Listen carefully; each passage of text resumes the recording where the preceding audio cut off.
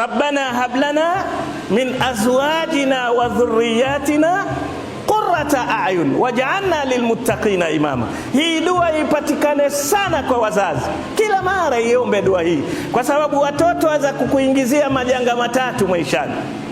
Watoto humfanya mzazi akawa majibana, jioga, anadhalilika mahali, lakini asema nitafanyaje na watoto watakakula. Kwa hivyo pengine hata ibada zake zikawa haziendi vizuri, lakini vile vile watoto hukufanya ukawa mabakhala, bakhili, huna nafasi ya kutoa kwa ajili ya Allah. Unafikiria nikitoa watoto wangu kitapungua, na mpango ni wajenge hiki, na mpango ni waachie aseti hii. Lakini la tatu, mahzana. Vile vile watoto huwafanya watu wakaingia kwenye huzuni.